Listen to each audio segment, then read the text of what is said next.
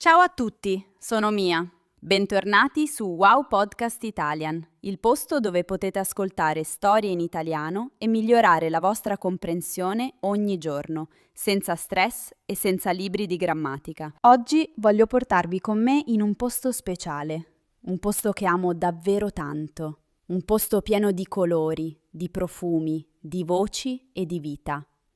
Vi porto al mercato contadino del mio quartiere. Forse anche voi avete un mercato così vicino a casa vostra. O forse no. Ma dopo questa storia, spero che abbiate voglia di cercarlo, perché vi dico subito una cosa. Fare la spesa al mercato contadino è un'esperienza completamente diversa dal supermercato. È un'altra cosa.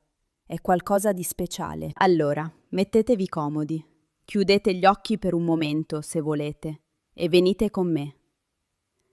Era una mattina di sabato. L'aria era fresca, quasi frizzante, come solo le mattine di ottobre sanno essere. Mi ero svegliata un po' prima del solito, cosa che per me è quasi un miracolo, perché di solito il sabato mattina dormo fino a tardi. Ma quel giorno mi ero alzata con energia. Avevo voglia di uscire. Avevo voglia di muovermi. Ho preparato un caffè. Ho messo una sciarpa leggera intorno al collo. Ho preso la borsa di tela che uso sempre per la spesa e sono uscita di casa. Il mercato apre alle 8 del mattino e io ci sono arrivata circa alle 9. L'orario perfetto, secondo me. Non troppo presto, quando ci sono ancora pochi produttori e poca gente. Non troppo tardi, quando i prodotti migliori sono già finiti. Mentre camminavo verso il mercato, potevo già sentire i suoni in lontananza. Voci, risate, qualcuno che chiamava un cliente per nome. Quel tipo di rumore caldo e umano che non si sente nei supermercati. E poi, quando mi sono avvicinata ancora di più, sono arrivati i profumi. Il profumo della frutta matura, il profumo delle erbe aromatiche, qualcosa di dolce, forse una torta, forse del pane appena fatto. Mi sono fermata un secondo solo per respirare. Avete mai fatto questa cosa? Fermarsi e respirare solo per sentire i profumi di un posto? È una piccola cosa, ma fa sentire molto presenti, molto vivi. Il mercato si trovava in una piazza non lontana dal centro del quartiere. Ogni sabato mattina quella piazza si trasformava completamente. Durante la settimana era una piazza normale, con le panchine, i bambini che giocavano, i nonni che leggevano il giornale, ma il sabato mattina diventava qualcosa di diverso. Diventava un villaggio dentro la città. I banchetti erano disposti in lunghe file ordinate. Ognuno aveva il suo telo colorato sopra, i suoi cartellini scritti a mano con i prezzi, le sue casse di legno piene di verdure e frutta. Tutto aveva un'aria rustica, genuina, artigianale. Niente di perfetto. E forse per questo era tutto così bello. Ho cominciato a camminare lentamente lungo i banchetti, senza fretta. Questo è il segreto del mercato contadino. Non bisogna avere fretta. Bisogna guardare, toccare, annusare, parlare con le persone. Non è come prendere un carrello al supermercato e correre tra le corsie. È una passeggiata. È quasi una forma di meditazione, se ci pensate. Il primo banchetto che ho visto era pieno di mele. Mele di ogni tipo. Rosse, gialle, verdi, piccole, grandi, lisce, un po' bitorsolute. Ho preso una mela rossa in mano. Era pesante, fredda, con la buccia leggermente rugosa. Una mela del tutto imperfetta dal punto di vista estetico. Niente a che vedere con le mele lucide e identiche del supermercato. Il produttore era un uomo anziano, con le mani grandi e le guance arrossate dal freddo. Si chiamava Aldo. Lo sapevo perché c'era un cartellino scritto a mano accanto alle sue mele. Gli ho sorriso e gli ho detto: «Che belle queste mele!» Lui ha risposto con una voce calda: «Sono le ultime della stagione. Le ho raccolte ieri mattina. Sono dolci, vedrete». E poi mi ha allungato un pezzettino di mela già tagliata, come un piccolo assaggio. L'ho mangiata. Era davvero dolce. Aveva un sapore che non riesco a descrivere bene in parole. Aveva il sapore di qualcosa di autentico, di qualcosa che è cresciuto nel tempo, sotto il sole e sotto la pioggia, senza fretta. Ho comprato subito mezzo chilo di mele rosse e mezzo chilo di quelle gialle. Sono andata avanti. Il banchetto successivo aveva le verdure. Zucchine, melanzane, peperoni, cipolle, carote, ravanelli. I colori erano incredibili. Arancione brillante, viola scuro, rosso intenso, verde brillante. Stavo quasi per scattare una foto, come faccio sempre quando vedo qualcosa di bello. La donna che gestiva quel banchetto si chiamava Carla. Era una signora sulla cinquantina, con i capelli raccolti in uno chignon e un grembiule a quadri bianchi e verdi. Stava sistemando le carote con cura, come se stesse preparando un'esposizione d'arte. «Buongiorno», le ho detto. «Da dove vengono queste verdure?» «Dal mio orto», ha risposto con orgoglio. «A 20 chilometri da qui. Mio marito e io coltiviamo tutto da soli da 30 anni». 30 anni. Mi sono fermato un momento a pensare a questa cosa. 30 anni di lavoro, di mattine presto, di mani nella terra, di stagioni, per portare una carota fresca su questo banchetto, in questa piazza, in questa mattina di ottobre. Ho comprato delle zucchine bellissime, alcune cipolle rosse e una testa d'aglio enorme che profumava già da lontano. Avanzando tra i banchetti, ho trovato uno spazio dedicato al pane e ai prodotti da forno. Un giovane fornaio di forse 30 anni, con una maglietta bianca e la farina ancora sulle mani, vendeva pane a lievitazione naturale, grissini, focacce e alcune torte rustiche. Il profumo era assolutamente irresistibile. Era il tipo di profumo che ti ferma i piedi e ti fa voltare anche se stavi andando da un'altra parte. «Questo pane», gli ho chiesto, «quanto lievita?» Lui ha sorriso con un'aria soddisfatta. 48 ore. Lo impasto il giovedì sera. Lo lascio lievitare lentamente in frigorifero tutta la notte e poi venerdì lo cuocio. 48 ore. Il pane industriale del supermercato lievita in un'ora, forse meno, con gli additivi. Questo pane aveva richiesto 2 giorni di lavoro e di pazienza. Ho comprato una pagnotta grande, scura, con la crosta spessa e croccante. L'ho tenuta sotto il braccio come un tesoro. Vi faccio una domanda. Voi comprate spesso il pane al mercato o preferite il supermercato? O forse fate il pane in casa? Sono curiosa di sapere le vostre abitudini. Scrivetemi nei commenti, mi piace molto leggere le vostre esperienze. Ho continuato il mio giro. C'era un banchetto con i formaggi che mi ha fermata a lungo. Il produttore era un uomo giovane, con la barba e gli occhiali tondi, che vendeva formaggi di capra fatti in casa. Li aveva disposti su un tagliere di legno, tagliati a pezzi, con accanto piccoli cucchiai per assaggiarli. «Prego, assaggiate pure», mi ha detto indicando i diversi tipi. Ho assaggiato un formaggio fresco, morbido con le erbe. Era delicato, cremoso, con un sapore leggermente acido che mi ha fatto venire in mente le colazioni di campagna di quando ero bambina, quando andavo a trovare mia nonna. «Questo lo prepara lei?» gli ho chiesto. «Sì, io e mia moglie. Abbiamo una piccola fattoria con 20 capre. Ogni settimana produciamo i formaggi freschi e quello stagionato lo prepariamo con mesi di anticipo. Ho comprato un rotolo di formaggio fresco alle erbe e un piccolo pezzo di quello stagionato. Già stavo immaginando come usarle in cucina». Tra un banchetto e l'altro, la piazza era piena di persone.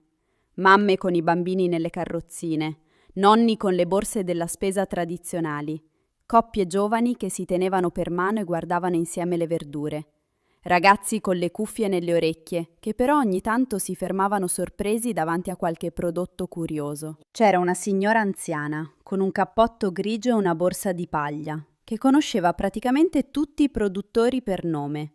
La sentivo parlare con ognuno di loro, chiedere della famiglia, commentare la stagione, discutere dei prezzi. Era evidente che veniva qui ogni sabato da anni, forse da decenni. Per lei il mercato non era solo un posto dove comprare il cibo, era un rituale sociale, un modo per restare connessa alla comunità, alla stagione, alla vita del quartiere. Mi sono avvicinata a lei e le ho chiesto: «Scusi, lei viene sempre qui?» Lei mi ha guardata con occhi vispi e ha risposto: «Da 15 anni, ogni sabato senza mancarne uno. Anche d'inverno, anche quando piove. Questo mercato è come una famiglia». 15 anni, ogni sabato. Che cosa meravigliosa. Ho trovato anche un banchetto di miele che non mi aspettavo. Un apicoltore con le mani callose e una voce tranquilla, come se parlare lentamente fosse una sua caratteristica naturale. Vendeva diversi tipi di miele in barattoli di vetro, con etichette disegnate a mano. Miele di acacia, chiaro e liquido. Miele di castagno, scuro e amaro. Miele di fiori selvatici, ambrato e profumato. Qual è il più venduto? Gli ho chiesto. Dipende dalla stagione e dalla persona, ha risposto. Chi vuole qualcosa di delicato prende l'acacia. Chi vuole qualcosa di forte e caratteristico prende il castagno.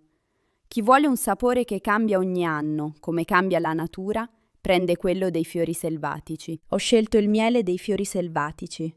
Mi piaceva l'idea di qualcosa che cambia ogni anno, come la natura. A quel punto la mia borsa di tela era già bella pesante. Mele, verdure, pane, formaggio, miele. E avevo ancora voglia di guardare. C'erano altri banchetti che non avevo ancora visitato. Uno con le conserve di pomodoro fatte in casa. Uno con le erbe aromatiche essiccate. Uno con uova fresche di galline allevate all'aperto. Ho comprato anche un vasetto di pomodori secchi sott'olio, con aglio e basilico. Il produttore, una donna sulla quarantina con un sorriso grande e aperto, mi ha raccontato che usa i pomodori del suo orto, li fa essiccare al sole per alcuni giorni ad agosto e poi li conserva in olio extravergine d'oliva che acquista da un produttore siciliano. Ogni vasetto, mi ha detto, ha dentro un po' di estate. Ho trovato questa frase bellissima. Un po' di estate dentro un vasetto. L'ho scritta mentalmente per ricordarmela. Prima di andare via, mi sono fermata vicino all'entrata del mercato, dove c'era un piccolo spazio con alcune sedie e un tavolo. Una signora vendeva caffè e cornetti. Ho ordinato un caffè e mi sono seduta per qualche minuto, con la borsa pesante ai miei piedi, guardando la gente che passava. Era una scena semplice, niente di straordinario in fondo. Una piazza, dei banchetti, della frutta, della verdura, del pane. Persone che parlano, che comprano, che si salutano. Ma in quel momento, mentre stringevo la tazza di caffè calda tra le mani e guardavo tutto questo movimento attorno a me, ho sentito qualcosa di bello dentro. Ho sentito la sensazione di far parte di qualcosa, di un ritmo, di un ciclo. Le cose crescono, vengono raccolte, vengono portate qui, vengono comprate, vengono cucinate, vengono mangiate. La terra, le mani delle persone, la cucina, la tavola. Un ciclo antico che va avanti da sempre. Nei supermercati non sento mai questa cosa. Lì le cose sembrano arrivare dal nulla, avvolte nella plastica, senza storia e senza volto. Qui invece ogni carota ha un nome, ogni mela ha una storia. Ogni formaggio è il risultato di settimane di lavoro e di cura. Non voglio dire che il supermercato sia sbagliato. È pratico, è comodo, è necessario per molte persone. Ma se avete vicino a voi un mercato contadino, vi dico davvero, provatelo, anche solo una volta, anche solo per passeggiare e guardare, anche solo per sentire i profumi. Ho finito il caffè. Ho salutato la signora con un sorriso e mi sono alzata. La borsa era pesante, ma mi sentivo leggera. Strana cosa, vero? Più peso fisico, meno peso mentale. Mentre tornavo a casa, pensavo a cosa avrei cucinato con tutto quello che avevo comprato. Le zucchine con l'aglio, le mele con il formaggio, il pane con il miele a colazione, i pomodori secchi con la pasta. Era sabato mattina e avevo già tanti piani belli per il weekend. Vi chiedo una cosa. Voi avete un mercato contadino nel vostro quartiere? Ci siete mai andati? E se sì, cosa comprate di solito? Mi piacerebbe tanto sapere se anche voi avete un posto del genere vicino a casa, o se invece questa abitudine non è diffusa dove vivete voi. Scrivete la vostra risposta nei commenti qui sotto. Leggere le vostre esperienze è una delle cose che preferisco di questo podcast. Ogni commento che ricevo mi mostra quanto siete diversi, da posti diversi del mondo, con abitudini diverse, e mi piace tantissimo. Se questa storia vi è piaciuta e vi ha aiutato a praticare l'italiano in modo naturale, vi invito a mettere un mi piace al video. È un piccolo gesto che però aiuta molto questo canale a crescere e a raggiungere altre persone che vogliono imparare l'italiano come voi. E se non siete ancora iscritti a Wow Podcast Italian, questo è il momento giusto per farlo. Ogni settimana trovate nuove storie in italiano semplice, pensate proprio per chi vuole imparare ascoltando. Nessuna lezione di grammatica, solo storie, vita, emozioni e tanto italiano naturale. Io sono Mia e vi ringrazio di essere stati con me oggi. È stata una bellissima mattina al mercato. Spero che abbiate potuto sentire anche voi i profumi, i colori, le voci. Spero che questa piccola passeggiata vi abbia fatto venire voglia di cercare il vostro mercato contadino, ovunque voi siate nel mondo. Prendete cura di voi, mangiate bene e la prossima settimana torno con una nuova storia. A presto, ciao!